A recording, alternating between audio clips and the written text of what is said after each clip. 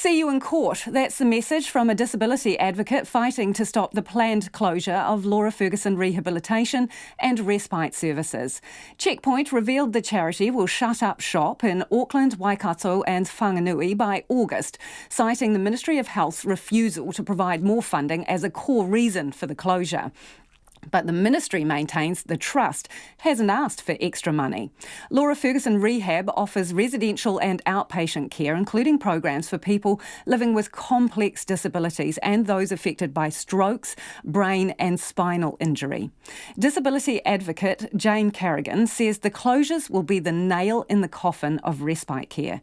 She says people with disabilities and their families deserve better.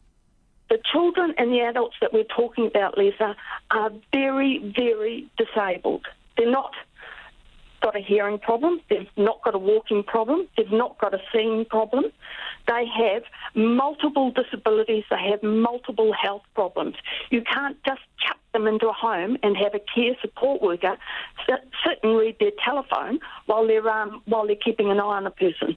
These people need both medical and disability care and support. And the closure of Laura Fergusson really is just the nail in the respite coffin in New Zealand.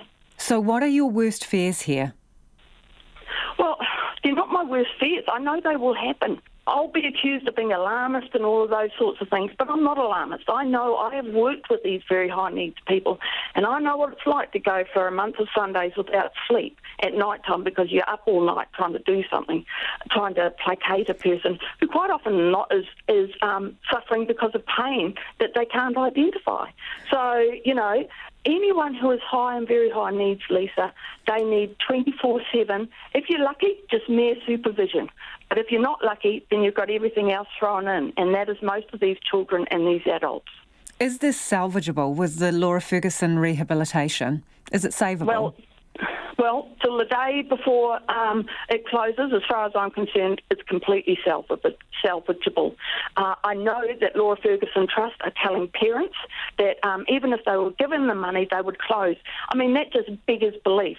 That in itself should be reviewed by the court because why? If they were given the money, the ministry, I won't say they've offered them all the money, but they've hinted that they would be amenable to some sort of financial assistance. If they were offered the money, why would you close it? I can't help but notice that the board members are made up largely of property developers, construction experts, engineers, architects, finance, retail, lawyers. So what? The day the last cripple crawls out of the place, they'll be moving in their bulldozers. Who knows? But I mean, it's utterly cynical as far as I'm concerned. So, if you are left with no choice and the closure is to go ahead, it is your intention to take someone to court? Well, we've already indicated to the parties. We've tried to meet with them. We've tried to talk to them. We've had no response.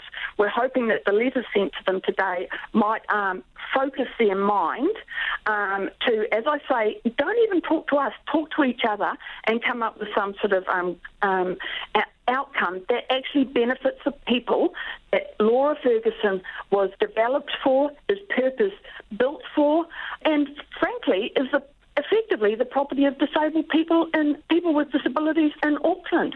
That place has served thousands over the years, and I have an elderly gentleman, a 70-year-old, who lived in that place for 16 years, and him and his wife, they often speak about how if they hadn't had the benefit of Laura Fergusson, the safety and the security that place offered them until they were thrown out into the community because the government told them it would be better for them, they don't know what they would have done. This place has memories and it should have a future, not just memories. I understand you've written to the Prime Minister. Have you had a response? Well, the good Prime Minister hears from me daily just about at the moment, and today she's actually heard from me 3 times. No, I haven't had a response. Look, we're dealing with bureaucrats who, they've forgotten how the real world lives, quite frankly. So you have written to the Prime Minister. What would you like to say to her directly now? I would say to her directly that in the last 20 days, she has saved Classic FM from turning to an AM free-fall classical radio station. She has this morning backed the locals down in Gore who are complaining about Rio Tinto's using their backyard as a dumping spot. The Prime Minister has enormous influence. Her constituents are the people who use Laura Fergusson Trust. These are the same people who actually can't get out and can't protest. And the families who look after some of these more high-end children and adults, they can't get out and they can't protest. They are flat out existing, let alone complaining. So I want the Prime Minister I would ask her to put herself in these people's shoes. I would beg her to intervene in this. It just cannot close. So where's this going to end up? In court? Well, we'll give it the weekend, see what happens early next week. And yes, if we don't get any traction out of the letters today, on top of our efforts for the last fortnight, then yes, it will end in court. And then who knows where it will end, because quite frankly, there's something that completely stinks about this whole situation. The government's remaining so quiet about it, with the exception of their concession that they've never been asked for money. And the Laura Fergusson Trust, look, I think it stinks. And if it ends up in court, then it's going to open a Pandora's box as far as I'm concerned. And that is not necessarily a bad thing.